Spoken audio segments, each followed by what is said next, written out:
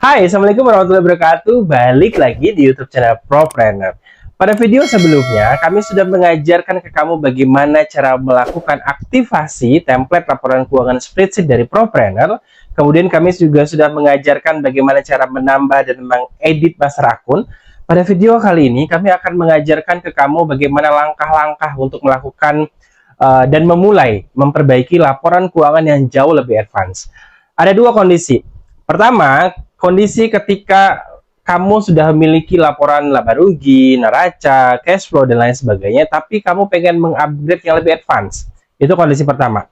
Kondisi kedua, ketika laporan keuangan kamu pada periode sebelumnya masih berantakan, belum rapi, dan kemudian kamu bingung bagaimana memulainya dan mulai dari mana gitu ya. Ayo, kami ajarin. Oke, sebelum memulai, kamu harus pastikan betul bahwa langkah-langkah di dalam proses aktivasi kamu sudah lakukan sesuai dengan yang sudah kita pandu.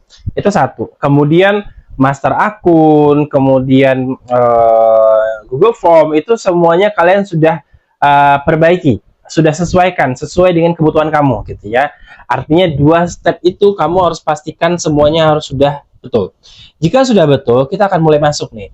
Oke, template artinya sudah ready untuk digunakan. Nah, sekarang pertanyaannya bagaimana cara memulainya ketika saya ingin merapikan laporan keuangan saya. Oke, kita mulai masuk ke menu yang namanya adalah langsung pergi ke bawah, menu input saldo neraca akhir periode. Kita klik di sini. Nah, kamu akan menemukan sebuah tabel kosong seperti ini. Ada semua akun-akun neraca, akun laba rugi gitu ya, kas, bank, aset, pendapatan, beban, dan lain sebagainya akan muncul di sini. Sehingga tadi kalau seandainya kamu sudah menambahkan master akun, edit master akun, itu akan otomatis juga muncul di sini. Jadi kamu pastikan bahwa seluruh editan-editan master akun kamu sudah masuk ke sini gitu ya. Oke, kita mulai. Kita akan gambarkan kondisi pertama. Kondisi ketika bisnis kamu sudah punya laporan laba rugi dan neraca yang benar. Kemudian kamu akan pindah nih ke template yang yang disediakan oleh Propreneur gitu ya. Caranya gampang. Kalau kamu sudah punya, itu sangat gampang sekali. Kamu tinggal masukkan seluruh saldo neraca yang ada di laporan keuangan kamu sebelumnya. Saldo neraca aja gitu ya. Contoh misalkan di neraca kamu ada uang kas 100 juta gitu ya, 106. Terus kemudian ada uang di bank ABC 1M misalkan gitu ya, 1E9, di bank DF ada 500 juta. Terus kemudian kamu juga misalkan punya apalagi persediaan misalkan nilainya ada 200 juta gitu ya. Terus kemudian aset kamu punya tanah misalkan nilainya 1,5 M. Terus kamu punya gedung bangunan nilainya 900 juta misalkan gitu ya. Ini seluruh seluruh saldo-saldo yang ada di dalam neraca kamu masukkan. Jadi tinggal copy paste aja sesuai dengan akunnya. Kamu lihat semua akun-akun yang ada di neraca kamu masukkan ke sini dan pastikan semuanya balance gitu ya. Oke, kita coba cek lagi, kita teruskan. Masukkan semuanya. Baik kalau seandainya ada kewajiban, kalau seandainya ada modal dan lain sebagainya gitu ya. Oke, ini masuknya kemana? Masuknya datanya ke dalam laporan neraca. Kamu klik laporan neraca. Nah, kamu akan dibawa ke data yang ini. Data 2025 dan 2026-nya akan otomatis terisi gitu ya. 2026 itu akan otomatis terisi sama dengan 2025. Kenapa? Karena tadi laporan keuangan tuh saldonya harus nyambung setiap tahunnya. Jadi nanti dia akan menjadi penambah saldo di tahun-tahun berikutnya. Oke, kita lihat. Oh, ternyata di sisi kiri itu totalnya udah 4,2 M. Tadi ada uang kas setara kas, kemudian ada persediaan, kemudian ada aktiva tetap gitu ya. Total nilainya 4,2 M. Nah, di mana prinsipnya neraca itu harus balance nih, kiri kanan gitu ya, aktiva dan pasifanya harus balance. Kamu bisa lihat di sini. Oh, di sini ada muncul angka nih 4,2 M, artinya ada selisih, artinya di sisi kanannya belum terisi gitu ya. Sehingga kamu pastikan bahwa neraca kamu yang laporan keuangan existing itu sudah balance dulu. Nah, kamu cari apa yang belum masuk ya, berarti sisi kanannya belum masuk. Bisa jadi, oke, mungkin modal di store-nya mungkin gitu ya. Coba kita kembali ke sini, ke input saldo neraca akhir periode. Kemudian cari, oke, modal di store-nya nilainya adalah, kita cari akun modal di store, mana ya? Ini dia, modal di setor misalkan totalnya 3M gitu ya. Kamu awal-awal mendirikan bisnis itu totalnya 3M. Nah, kita kembali ke neraca. Udah balance belum? Laporan neraca. Oke, belum balance. Oh, berarti ada selisih 1,2 nih. Berarti jangan-jangan kita anggap aja ini sebagai laba rugi tahun lalu gitu ya. Kamu lihat aja di neraca kamu, saldonya apa? Mungkin isi saldonya contohnya adalah laba rugi tahun sebelumnya. Oke, kita lihat laba rugi tahun sebelumnya. Nah, ini 1,2 M. Kita lihat lagi neraca. Nah, sekarang neracanya udah balance 4,2 M, 4,2 M gitu ya. Nah, ini langkah ketika kamu sudah punya laporan keuangan yang benar di periode sebelumnya, artinya kamu sudah punya neraca nih gitu ya. Kamu tinggal masukkan aja saldo neraca yang ada di laporan keuangan sebelumnya, dimasukkan ke menu input saldo neraca akhir periode. Sesuaikan aja akunnya dan selesai gitu ya. Itu kondisi pertama. Kita lanjut ke kondisi kedua. Oke, kita lanjutkan ke kondisi kedua. Kondisi di mana kamu laporan keuangannya masih berantakan. Kamu belum tahu nih, saya mulai dari mana ya untuk merapihkan laporan keuangan saya gitu ya. Oke, kami akan pandu pelan-pelan. Kita coba kosongkan dulu. Kita kembali lagi ke menu input saldo neraca akhir periode. Jadi mulainya dari sini ya, input saldo neraca akhir periode. Kamu hapus tadi yang, kita hapus dulu karena tadi kita contohin gitu ya. Kita hapus dulu. Kita kosongin. Oke, sekarang kondisinya kosong gitu ya. Langkah apa saja yang perlu saya lakukan ketika memulai baru? Pertama, kamu identifikasi seluruh saldo yang kamu miliki. Tadi nih ya, kamu benerin dulu master akun. Tadi pertama benerin dulu master akun. Setelah semuanya benar, contoh kayak tadi akun kas, akun bank gitu ya, semua kamu dapat perbaiki, baru nanti kamu masuk ke sini gitu ya. Oke, kita masuk lagi nih. Contoh kita tadi kamu identifikasi nih seluruh aset yang kamu miliki. Oh, saya punya uang kas di tangan itu nilainya 50 juta. Oke. Tapi ini uang bisnis ya. Oke, kita disclaimer dulu nih. Saldo yang kamu identifikasi itu adalah seluruh saldo yang dipergunakan untuk bisnis. Kemudian rekening bank yang kamu daftarkan di sini adalah semua rekening bank yang khusus kamu gunakan untuk bisnis. Kalau mungkin kamu punya PT mungkin sudah terpisah gitu ya. Kalau seandainya kamu belum punya PT, masih nyampur nih gitu ya, rekeningnya masih atas nama pribadi, kamu tidak boleh mendaftarkan rekening yang kamu juga gunakan untuk belanja pribadi. Itu tidak boleh didaftarkan ke sini, tapi hanya mendaftarkan rekening yang digunakan untuk bisnis kamu gitu ya. Dan saldo yang didaftarkan juga saldo yang digunakan untuk bisnis. Contoh misalkan aset nih, kamu ada aset ini dipakai buat rumah juga, dipakai bisnis juga gitu ya. Itu harus dipisahin. Hanya yang digunakan untuk bisnis gitu ya. Oke. Sekarang bank. Tadi uang kas sudah nih, kamu identifikasi ternyata ada uang kas nilainya 50 juta. Kemudian ada rekening ABC ada uang 100 juta gitu ya. Kamu identifikasi semua, mulai dari kas atau bank. Kemudian kamu juga cek juga ada ini enggak, ada piutang enggak? Oh, misalkan ada di total piutang yang saya miliki nilainya ada berapa? 100 juta misalkan. 106. Oke, yang dimasukkan saldonya dulu, saldonya aja gitu ya, nggak memasukkan orang-orangnya nanti kita ajarkan di step berikutnya. Sekarang hanya masukkan saldonya aja dulu. Oke, kamu punya misalkan persediaan nilainya 60 juta misalkan gitu ya, total saldonya. Oke, cari lagi, kamu punya apa? Aset-aset yang kamu miliki juga boleh, hutang boleh, piutang boleh gitu ya. Terus kemudian tadi mesin, kamu punya mesin nilainya 50 juta. Kemudian misalkan ada inventaris kantor nilainya 70 juta gitu ya. Ini diisi semuanya, seluruh saldo-saldo yang kamu miliki.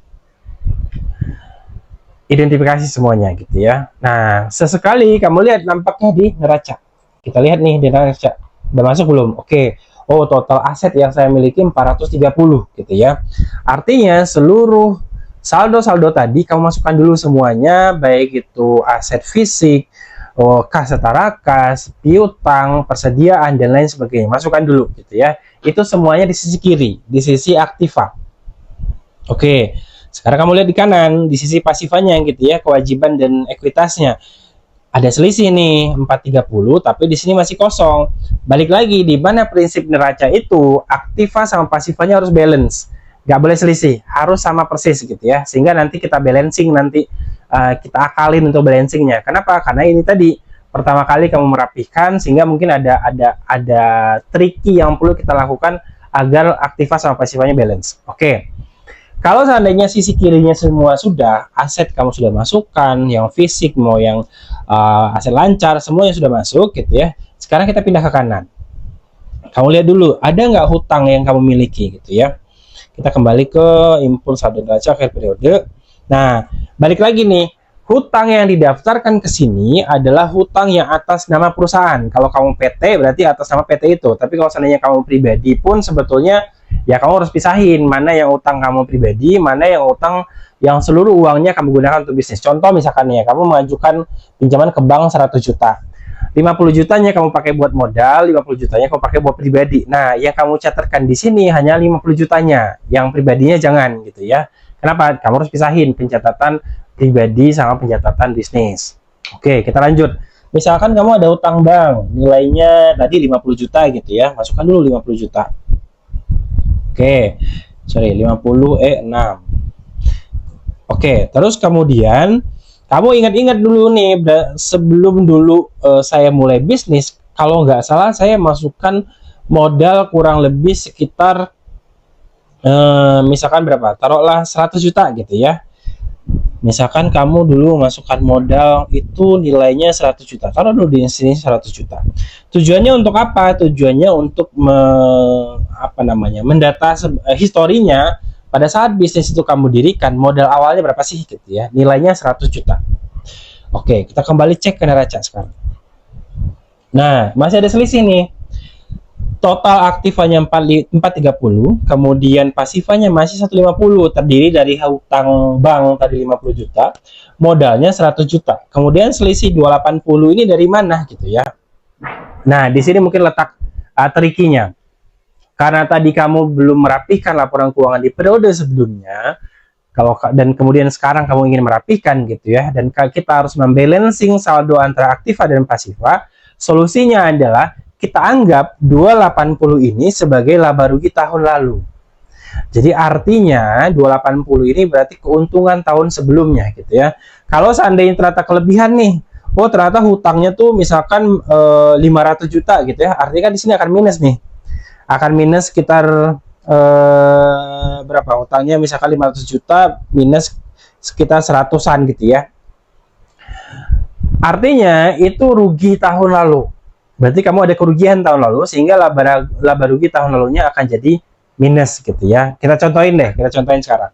Kita bikin sekarang, kita anggap 280 ini adalah keuntungan tahun lalu. Berarti kita kembali ke impuls saldo neraca akhir periode, kemudian cari akun laba rugi tahun lalu. Oke, kita cari laba rugi tahun lalu. Nah, ini dia. Kemudian masukkan tadi nilainya 280 E6. Kita kembali ke laporan neraca. Nah, udah balance nih sekarang gitu ya. Aktiva dan pasifanya sudah balance. Artinya kamu sudah punya nih neraca yang bisa kamu lanjutkan saldonya untuk memperbaiki laporan keuangan kamu. Oke, kita contohkan satu lagi. Gimana kalau seandainya sisi kanannya lebih besar? Oke, kita kembali ke laba rugi akhir laporan impuls saldo neraca akhir periode. Kita hapus dulu ini laba rugi tahun lalunya, dihapus dulu. Kita anggap deh hutangnya dulu tuh, hutang ke banknya adalah 500 juta gitu ya, 500E6. Kemudian kita kembali ke neraca, kita lihat di sini. Nah, ada minus nih 170 juta gitu ya. Artinya pasifanya lebih besar. Kewajiban sama modalnya itu lebih besar dibandingkan dengan aset yang dimiliki. Artinya terjadi kerugian selama ini. Nah, balancingnya gimana? Balancingnya caranya adalah si minus 170 ini kita anggap sebagai kerugian tahun sebelumnya. Nah, kita kembali ke impuls saldo neraca akhir periode. Nah, kita cari laba rugi tahun lalu. Kita masukkan di sini minus 170 E6. Oke, kita kembali ke laba rugi, ke neraca. Nah, baru kamu temukan neracanya balance gitu ya, dengan kondisi bahwa selama ini ternyata ada kerugian. Nah, itu kurang lebih caranya ketika kamu belum memiliki laporan keuangan yang rapi gitu ya, kemudian ingin merapikan. Itu untuk langkah kondisi kedua. Kita akan lanjutkan step berikutnya bagaimana cara merapikan laporan keuangan. Setelah semuanya balance, kamu sudah punya nih neraca gitu ya, aktiva dan pasifanya balance, aset, kewajiban dan modalnya udah balance gitu ya. Itu artinya kamu sudah punya neraca, laporan neraca, udah punya tuh neraca posisi hari ini gitu ya. Tapi itu bentuknya saldo guys, total gitu ya. Contoh tadi kayak persediaan ya totalnya, kemudian apalagi piutang ya totalnya, kemudian aset ya totalnya gitu ya. Detailingnya belum ada. Nah, sehingga ada kurang lebih 3 detailing data yang kamu harus masukkan agar memudahkan kamu untuk proses berikutnya. Satu, detailing data piutang itu harus kamu input juga agar piutang tahun sebelumnya ini tetap terpantau di laporan keuangan yang sekarang. Itu satu. Kedua, persediaan.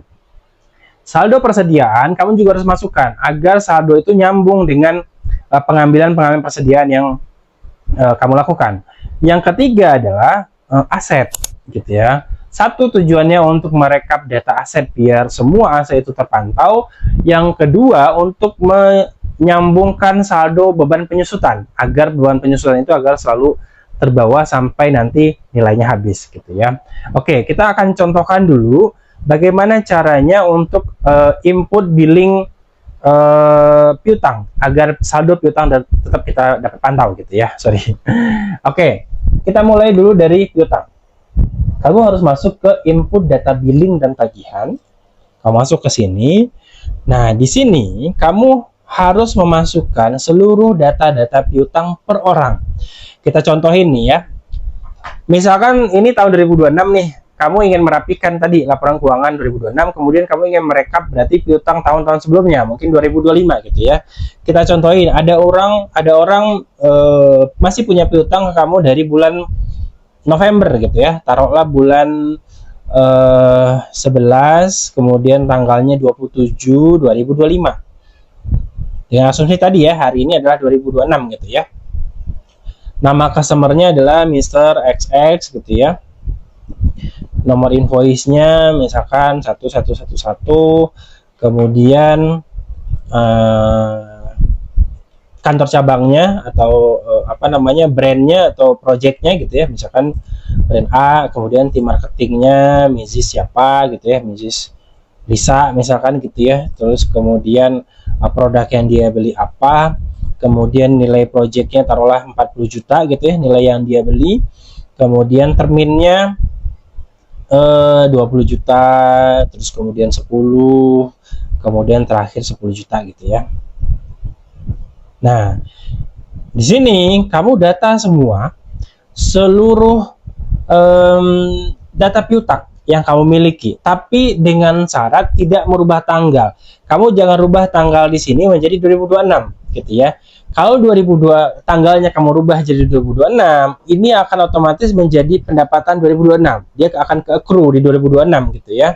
Sehingga tahunnya kamu tetap inputkan sesuai dengan tahun aslinya, tanggal aslinya gitu ya. Nah, begitu seterusnya kamu lengkapi seluruh data piutang yang kamu miliki, diinputkan satu persatu. Dengan demikian nanti kamu akan tetap, begitu orangnya bayar 2026 gitu ya, kamu tinggal pergi ke input invoice billing, masuk ke invoice billing, tinggal cari orangnya tadi Mr. XXX, dia masih punya piutang gitu ya, nilainya berapa, itu dimasukkan.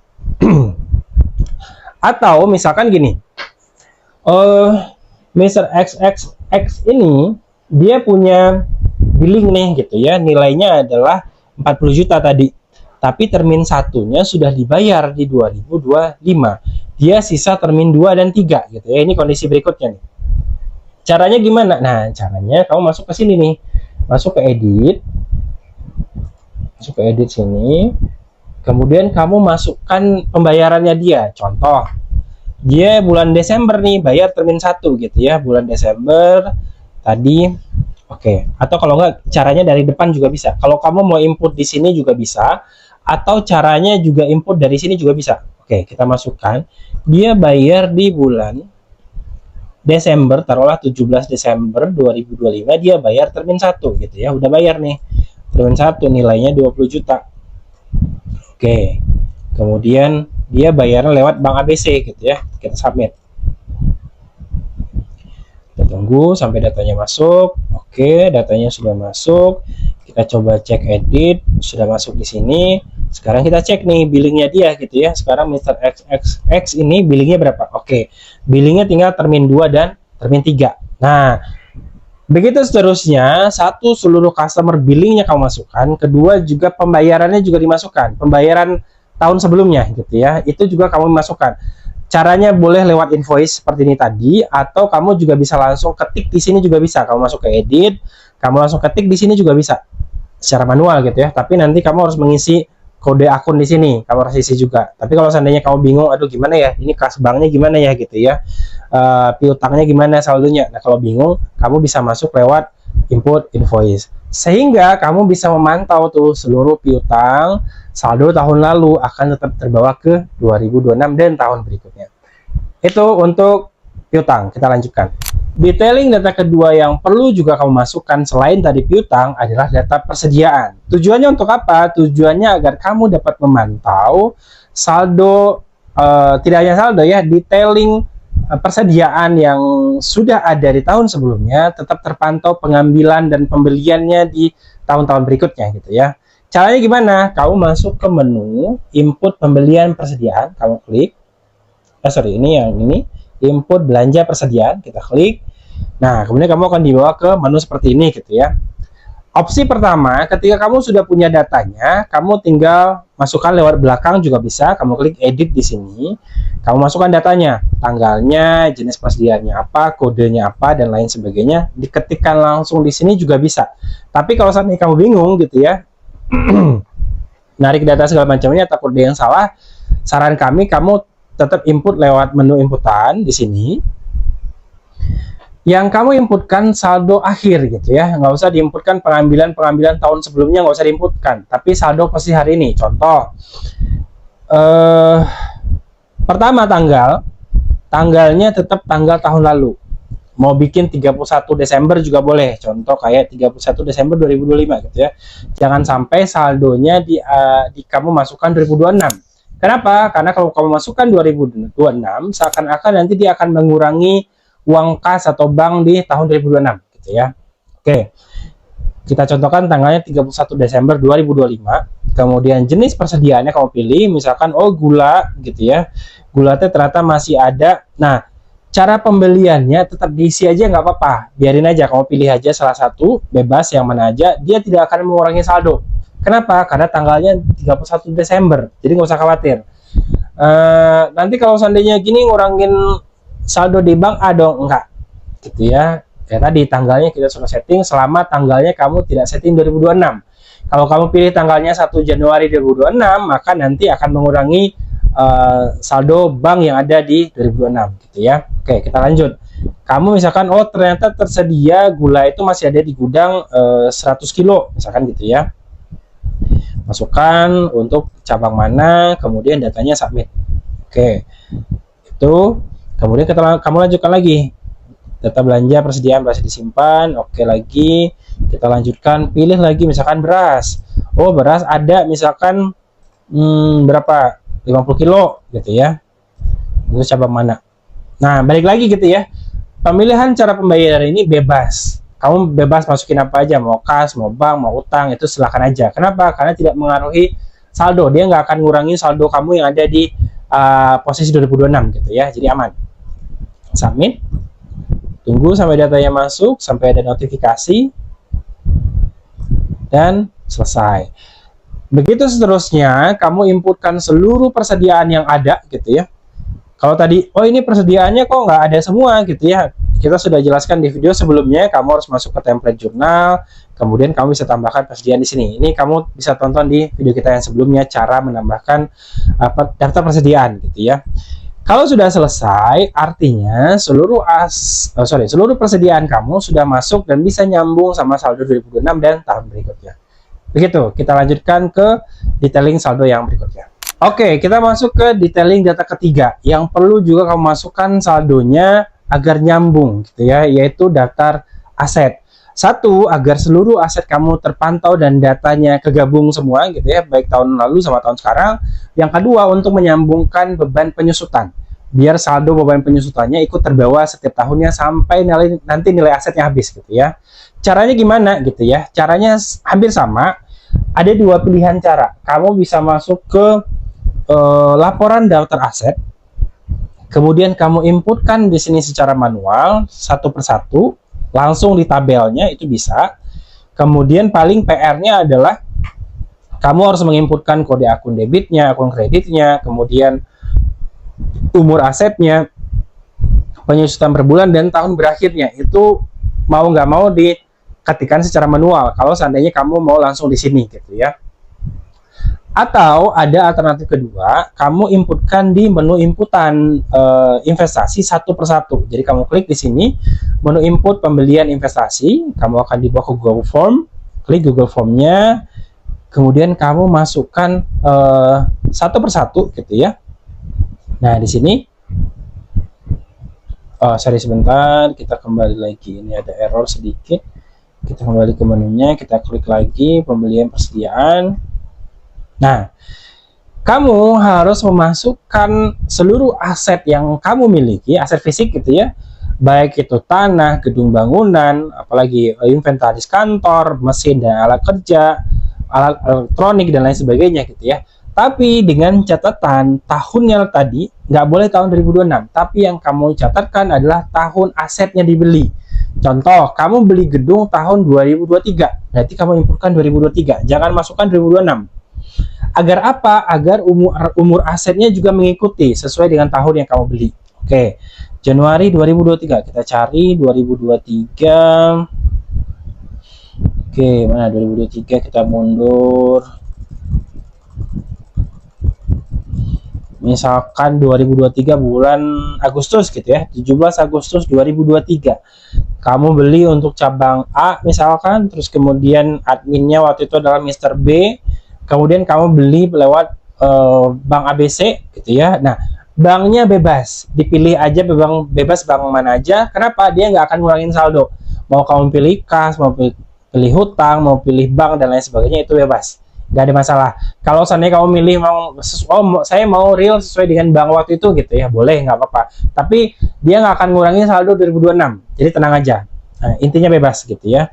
Kemudian kamu, dulu belinya apa? Gedung bangunan misalkan gitu ya. Pilih gedung bangunan, kemudian keterangan transaksinya pembelian gedung 3 lantai, jalan XX gitu ya. Nilainya berapa? Nilainya misalkan 2M, 2E9. Kemudian evidennya boleh dimasukkan bukti pembelian waktu itu juga boleh. Kemudian kalau nggak ada foto gedungnya juga boleh gitu ya. Apa aja sebagai evidence. Kemudian evidence ini juga bisa lebih dari satu upload. Misalkan kayak gini, bisa tambah file juga masih bisa. Setelah itu kamu kirim, klik sampai selesai. Kemudian kita bisa kembali ke laporannya untuk memeriksa laporannya. Tunggu sebentar. Oke, kita kembali, kita cek laporan daftar aset. Nah, di sini sudah masuk nih. Laporan daftar asetnya, kamu bisa lihat di sini ada aset gedung dan bangunan yang kamu beli di tahun 2023. Kemudian di sini juga ada evidence-nya, kamu tinggal sorot, bisa kelihatan muncul evidence-nya. Kemudian umur asetnya 40 tahun otomatis. Kemudian otomatis menghitung beban penyusutannya 4.100.000 setiap bulan. Dan tahun berakhirnya adalah 2063 gitu ya. Kenapa tadi? Karena umur asetnya 40 tahun. Itu caranya. Kemudian beban penyusutannya juga akan mengikuti. Kita lihat beban penyusutan, kita klik menu beban penyusutan, kemudian kita lihat di sini simulasi penyusutan, kita klik. Nah, kamu bisa lihat nih, berarti dari Juli 2025, karena kini di sini kita potong dari Juli ya, nanti 2023-nya nggak akan masuk karena kita potong cut off-nya 2025 untuk tahunnya. Beban penyusutannya 4.100.000 sampai 2063. Nah, kamu cari ke bawah. 2063 nanti otomatis akan habis di 2063, Agustus 2063 nanti penyusutannya sudah 0. Nah, kita contohin. Nanti pengaruhnya kemana sih gitu ya, kita contohin cara inputnya. Contoh, sekarang bulan Februari 2026 misalkan gitu ya, 02 tanggal, taruhlah sekarang tanggal 1 ya, tanggal 1 2026. Nah, beban penjualan muncul nih 4.100.000 dan nanti akan menjadi beban non cash pengurang laba di tahun 2026 dan seterusnya sampai 2063. Begitu untuk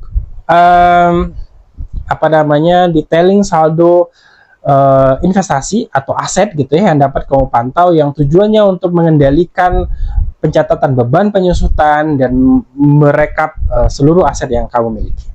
Oke, dengan demikian ketika kamu sudah kamu balancing saldo neraca, kamu udah punya nih neraca terbaru posisi hari ini gitu ya. Baik itu ketika kamu mulai saya mulainya pertengahan 2026 gitu ya. Ya udah, posisi saldonya adalah pertengahan 2026 aja.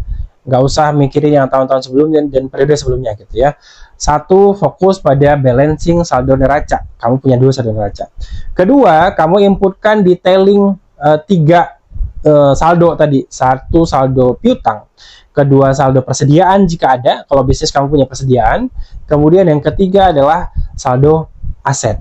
Ketika kamu sudah melakukan 4 step ini gitu ya, artinya laporan keuangan kamu itu sudah ready untuk kamu catat sesuai dengan standar akuntansi untuk seterusnya.